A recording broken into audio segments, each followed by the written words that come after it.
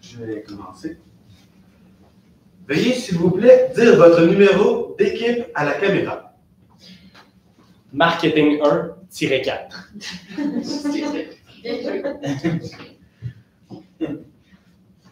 Vous avez 15 minutes pour la présentation. Je vous montrerai le temps restant lorsqu'il restera 6, 4 et 2 minutes et ferai les 10 dernières secondes avec un décompte de mes temps. Une période de questions d'une durée de 5 minutes chronométrée suivra. Après les 5 minutes, j'annoncerai la fin de celle-ci. Si vous êtes en train de répondre à une question, veuillez brièvement conclure. Vous ne devez en aucun temps dévoiler la provenance de votre cégep sous peine de disqualification immédiate. Veuillez, s'il vous plaît, rester dans la zone de captation de la vidéo. Vous devriez dire. C'est à peu près comme ça. Parfait. À tous les observateurs, le silence vous sera demandé tout au long de la présentation et de la période de questions. Si vous désirez applaudir, vous devrez attendre la fin de la période de questions. Vous ne devez en aucun temps dévoiler la provenance de l'équipe qui présente. Aucune entrée ni sortie de la salle ne sera permise durant la présentation ou la période de questions. Veuillez éteindre la sonnerie de vos téléphones. J'inviterai maintenant les juges à se présenter et vous pourrez par la suite débuter votre présentation. Monsieur, je m'appelle Thierry, je suis représentant chez Façonnage Canada. Bonjour, mon nom est Émilie Gauthier et je suis cofondatrice de chez Métal Boréal. Enchantée, moi c'est Pénélope, je suis directrice marketing pour le Collège Élis. Bonjour, je travaille également pour le Collège Élis au recrutement et PR et développement des affaires. Bonjour, je suis Julie, je suis directrice en chef communication et marketing pour les producteurs d'œufs du Canada. Alors, bonjour à vous, cher public, chers juges. Merci d'être ici. Merci de vous être déplacés pour nous écouter. Aujourd'hui, nous allons vous présenter le cas Métal Boréal, qui sera présenté par l'équipe de stratégique composée de moi, Jacob, William et Michael. Donc, pour le mandat, premièrement, on veut déployer une stratégie de notoriété pour l'image de marque et la marque employeur, puis élaborer des stratégies marketing de recrutement et finalement fidéliser l'équipe actuelle. Pour les premières situations que nous avons trouvées, on a la vulnérabilité de l'entreprise face aux concurrences qui sont bien établies, les entreprises un peu plus grandes, qui sont un peu plus longtemps, que ça fait longtemps qu'ils sont là. L'éloignement géographique, c'est-à-dire dans des régions un peu plus éloignées. Puis la dépendance aux fluctuations mondiales sur les métaux. Pour les forces, qu'est-ce que nous avons trouvé? C'est là, vous êtes proche des mines, tout ce qui est les minerais. Ça, c'est une des forces qu'on a trouvées. Après, on a la méthode de recyclage qui est innovante, une des nouvelles qui viennent de nouveautés. Après, on a l'implication dans la communauté. Pour les faiblesses, la localisation un peu plus loin, plus avoir des employés, plus dur d'être des moyens de transport, etc. Nous avons la condition des employés qui est peut-être à revoir, peut-être avoir une meilleure. Après, nous avons le manque de visibilité. Pour les opportunités de demande de minéraux qui sont juste en croissance, jusqu'en 2050, c'est quadruplé. Donc ça va juste en augmentation. On a une tendance éco-responsable. Puis on a des subventions du gouvernement qu'on peut aller chercher pour avoir de l'aide. Pour les menaces, on a de la concurrence, comme j'ai mentionné, avec les salaires des autres entreprises qui sont peut-être concurrentes, meilleurs, tout dépend dans quelle entreprise. Nous avons l'installation de nouveaux gens qui arrivent dans le secteur, dans le milieu au Québec. Puis on a la fermeture de certaines mines qui peuvent arriver dans le futur, qui pourraient impacter dans le futur.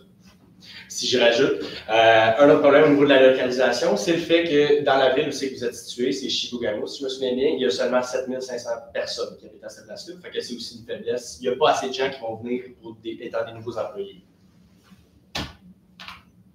Donc, pour les objectifs, on veut recruter jusqu'à 12 employés supplémentaires en 2 ans, puis ouvrir des contrats avec 3 nouveaux géants manufacturiers en 2 ans, augmenter la visibilité de l'entreprise de 50%, tout ça en 2 ans.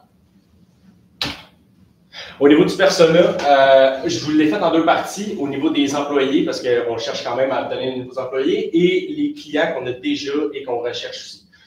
Au niveau des clients qu'on a déjà et qu'on recherche, on a parlé des fabricants de transport électrique. On peut parler des vélos électriques, des véhicules électriques. On dit qu'ils sont à la recherche de recycler leurs batteries pour sauver les coûts des nouvelles, éviter d'acheter des nouvelles batteries, ça coûte cher, fait qu'on veut les recycler. On veut des entreprises qui ont une vision valeur éco-responsable, surtout, comme vous. Et on veut aussi qu'ils soient prêts à signer un contrat client/manufacturier pour un système d'échange. Ce que ça veut dire par là, c'est qu'à le fond, on cherche un nouveau manufacturier qui va nous fournir les produits, qu'on puisse extraire les minéraux et les échanger. Et par la suite, ils vont nous les racheter. Fait qu'ils vont être à la fois des clients, mais aussi des manufacturiers. Fait que ça va être un système qui va nous permettre de faire plus d'argent là-dessus, un meilleur chiffre d'affaires. Et qui sont déjà bien établis, bien évidemment. On ne veut pas des petites nouvelles entreprises qu'on ne sait pas s'ils vont durer plus que 2 ans, par exemple. On veut une grosse entreprise, des grands manufacturiers qui sont déjà bien établis. Par la suite, les grands manufacturiers de batteries, vision, valeur, éco-responsable, bien évidemment. Au niveau des batteries, on peut parler autant des batteries, autant de véhicules, des avions, des batteries normales comme des batteries 2A, comme Duracell. On cherche quelqu'un qui fait la production avec des ressources naturelles, comme que Métal Boréal va fournir, excuse-moi. On cherche, encore une fois, une entreprise bien établie et prêt à signer le même contrat de système d'échange avec nous. Pour les employés ciblés, je vous donne un exemple. Voici Arthur. Il est dans la vingtaine. C'est un jeune qui est impliqué au niveau de la région, qui cherche l'emploi. Il cherche un emploi présentement, il sort de l'université, il a des valeurs locales et éco-responsables. Et il sort de nos partenaires, donc l'UQTR et la Polytechnique de Montréal. On veut absolument que ça soit dans nos partenaires, on veut valoriser nos partenaires. Pour la première stratégie qu'on a trouvée, c'est l'amélioration des conditions de travail pour les employés actuels. Qu'est-ce que nous on proposait? C'est dans la première année, faire une augmentation des salaires d'environ une dizaine de pourcents, pour, selon dépendant les salaires de chacun, puis leur rôle, une moyenne de 10%.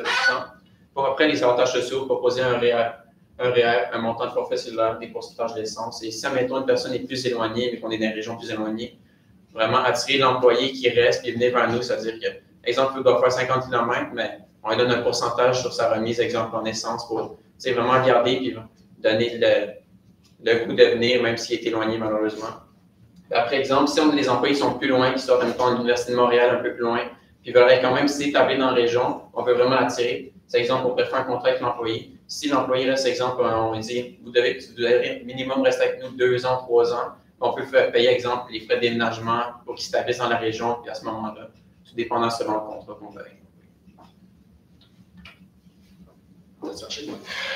Au niveau de la deuxième stratégie, on a parlé de la signature d'un contrat d'échange, comme je vous ai déjà expliqué. Fait que le contrat va stipuler que le futur manufacturier sera aussi un client de l'entreprise. Fait qu'il va nous vendre, il va dans le fond nous vendre les batteries qui sont usagées, que nous on va réutiliser, qu'on va retransformer et on va lui revendre par la suite. Fait que comme ça, nous, notre chiffre d'affaires va augmenter et on va avoir des clients directement en stabilité. Par la suite, le contrat va aussi demander un minimum de publicité pour notre entreprise. On a pris en exemple Bixi, les vélos électriques dans Montréal. Il y en a plusieurs, c'est une grosse entreprise de produits électriques. On veut qu'au moins on ait un mini autocollant, sur les vélos qui va dire que c'est notre entreprise qui a fait de la réutilisation des batteries dans le fond. C'est une mini publicité qui va être obligée aux entreprises. Je vous donne 3 exemples avec qui on pourrait faire affaire comme manufacturier. Très simple, Bixi, comme je viens de le dire, les vélos électriques. Par la suite, Hydro-Québec. Hydro-Québec, c'est le géant au Canada. On veut absolument l'avoir comme manufacturier et client. Ils font des fils électriques, surtout l'installation, fait qu'on sait très bien qu'ils vont acheter beaucoup.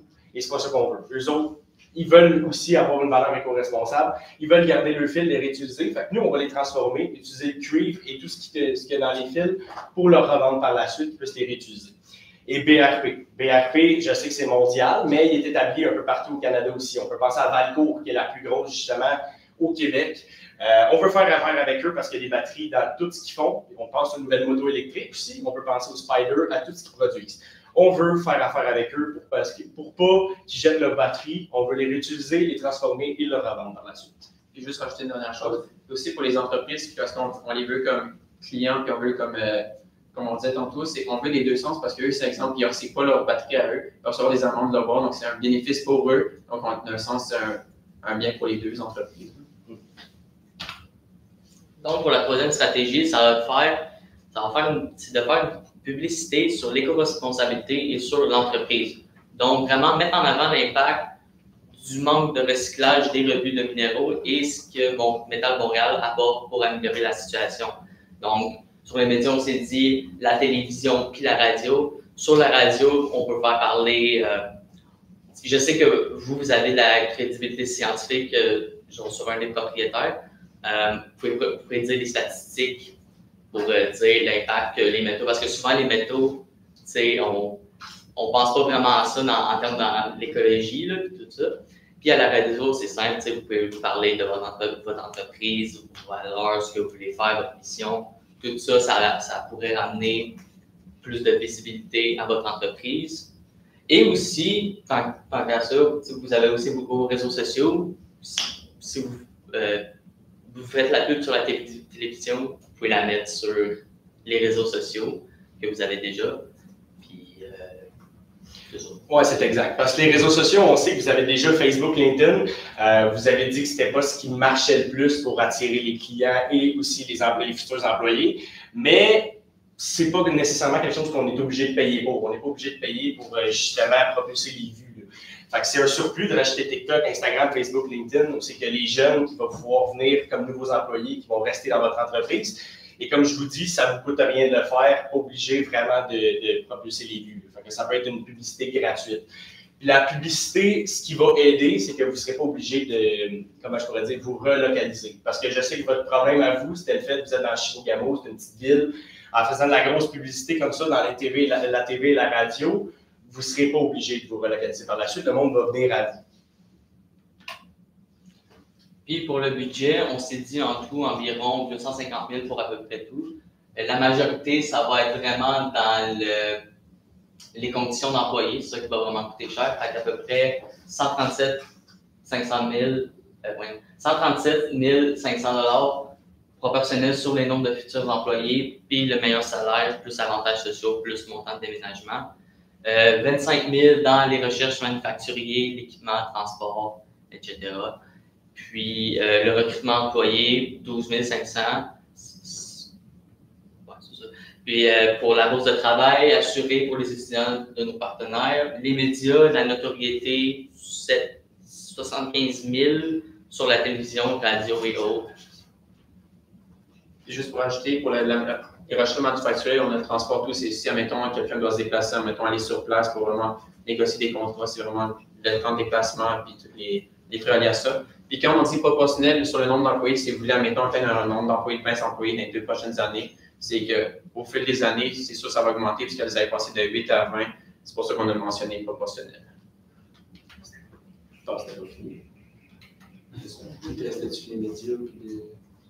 J'ai mentionné. Pour l'échéancier, comment on va fonctionner? Pour le radio, ça va être durant le mois de juin, juillet et août. Les mois que le monde sont vraiment sur la route, ils se promènent, ils vont en vacances. Ils se promènent dans 3 mois principaux. Après, pour la TV, ça va être vraiment les mois d'hiver, que le monde sont plus chez eux, relaxés, regardent la télé, ils sont plus passer le moment chez eux, donc le mois de janvier, février, mars et novembre, décembre. Les réseaux sociaux, à longueur d'année, dès qu'on peut mettre la publicité, on va le faire. Les conditions de travail, on va focuser le mois de janvier, février, révisionner les conditions pour les mettre ensuite, les établir dans le reste des mois. Le rythme, on le fait au fil des années. Si on a besoin de nouveaux employés dans telle demande qu'on a besoin selon l'entreprise, bien selon qu'est-ce qu'on a besoin de faire dans l'entreprise. Par ensuite, le contrat, qu'est-ce que nous allons faire? Ça va être du mois de janvier au mois de mai. Et après ça, ça va être pendant 2 ans. On ne va pas dire juste la même chose. Au niveau des évaluateurs de performance, la lumière bloque un peu. Désolé. Vous voyez, OK. En premier, ça va être des sondages sur le taux de satisfaction, parce qu'on a parlé d'avantages sociaux aux employés pour que, justement, ils soient plus heureux et qu'ils restent dans l'entreprise. Donc, on va faire un petit sondage à chacun des employés, voir si les nouveaux avantages sociaux, l'augmentation de salaire, c'est quelque chose qui leur va. Parce que je sais que, mettons, si on veut avoir des nouveaux employés qui sont plus jeunes en sortant de l'université, des forfaits, payer un montant du forfait cellulaire, c'est quelque chose qui va leur plaire. Fait que ça va aider. Les REER, c'est un peu de base. Je pense que c'est une bonne chose pour garder les employés d'avoir les REER. Fait que ça, on va le rajouter aussi. Donc, un sondage pour le taux de satisfaction. Ensuite, les codes d'écoute, parce qu'on avait la télévision, la radio et les médias sociaux qui vont nous fournir une code d'écoute, voir si le monde ne skippe pas les pubs, si le monde sont intéressés par la publicité qu'on fait. Le nombre de contrats signés, bien évidemment, parce qu'on veut ouvrir de nouveaux contrats avec de nouvelles entreprises. Fait qu'on va pouvoir faire le décompte à la fin, voir si on a obtenu notre objectif. Et pour finir, le nombre d'employés embauchés. Vous vouliez environ 20 employés en 2 ans. Fait qu'on va voir si on a réussi à atteindre 12 employés de recruter. Puis pour le sondage, comme vous avez mentionné au début, il y avait 40% des employés qui disaient un manque de communication. Donc, on a déjà une base de données pour s'établir, voir est-ce que ça va vers un positif ou ça selon dépendant dans le futur. Là. Donc, on avait déjà une base en plus qu'on parle aussi avec celle-là. Oui, c'est exact. Fait que c'est complet pour la présentation. Merci beaucoup, chaque juge, de vous être déplacé et d'avoir pris le temps de nous écouter. On va être ouvert à la période de questions si vous en avez.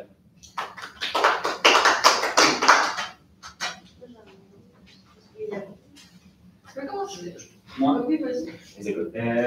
moi, je suis un questionné au niveau de peut-être un peu, je sais pas dire, événementiel au niveau des salons. Est-ce qu'il y a quelque chose qui est prévu dans ce sens-là pour peut-être aller chercher des gens qui ne seront pas nécessairement sur les codes d'écoute, la télévision, radio et autres?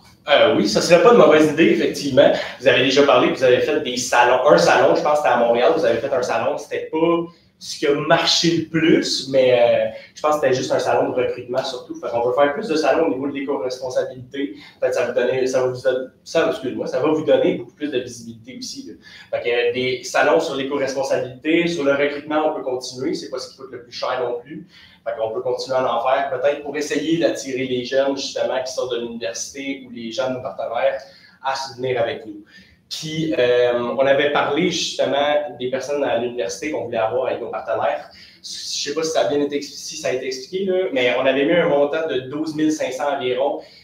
C'est des bourses, surtout. Okay? Ça va être des bourses qu'on va donner aux étudiants, puis ça va être un travail assuré, dans le fond. Fait qu'on va offrir les bourses aux étudiants seulement s'ils viennent travailler pour nous, un minimum de 5 ans, comme on a marqué. Fait que ça va attirer les gens à venir travailler pour vous aussi, comme les salons.